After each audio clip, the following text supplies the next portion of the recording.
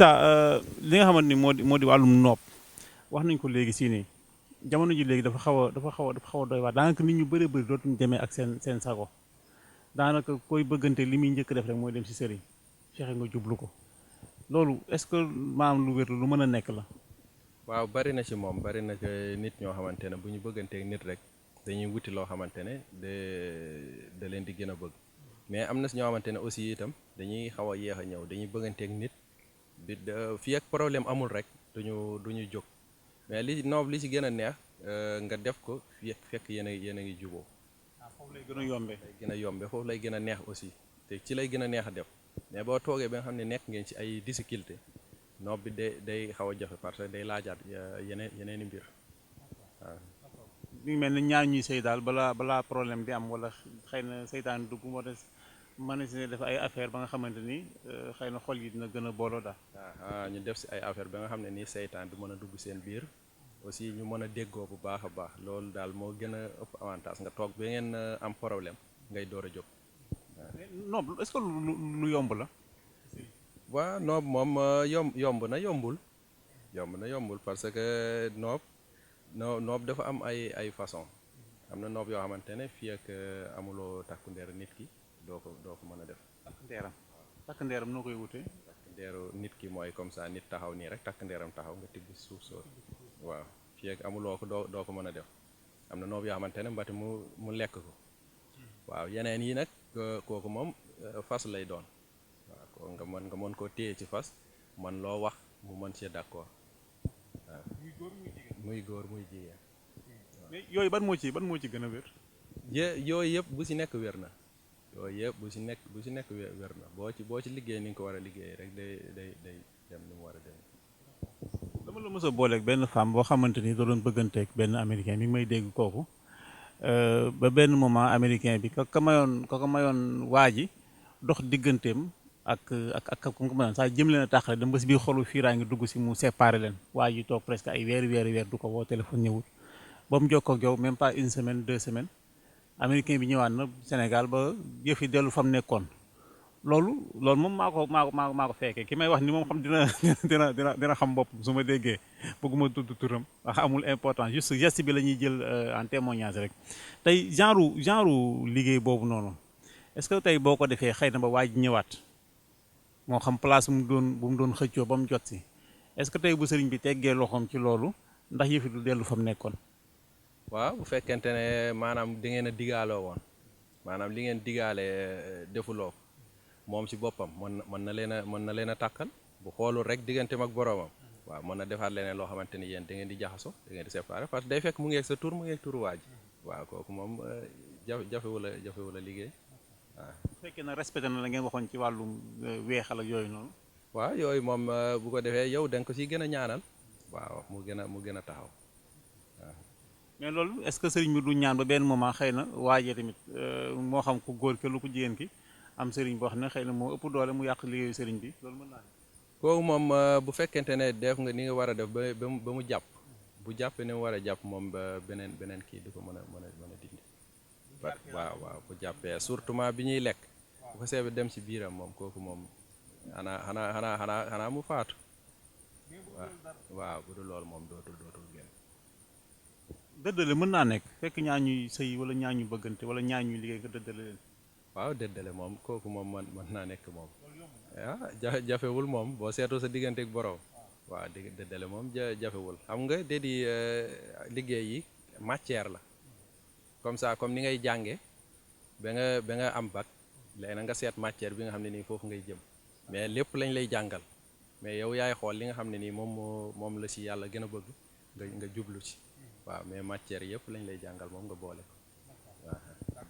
Issa ñu ngi lay jaajëfal bu baax tudd nañ ko léegi wàllum ngóora ban produit nga am ci wàllum ngóora.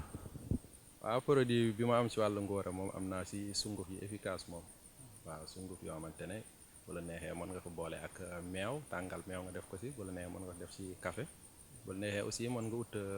soowu béy aussi nga def ko ci waaw kooku moom bu efficace la moom bu gaaw la.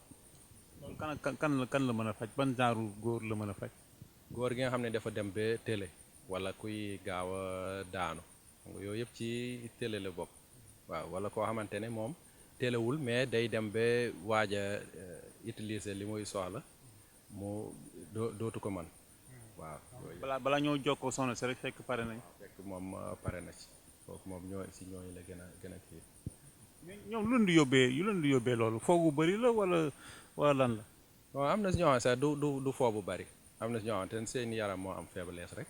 du foo bu bëri mais am na ñoo xamante ne foo bu bëri nag dañuy dem ba jeexal waaw dañuy sonn loolu moo leen koy yóbbu am na ñoo xamante ne nag stress moo leen koy def waaw. ki nga xam ne xëy na moom judduwaale wu ko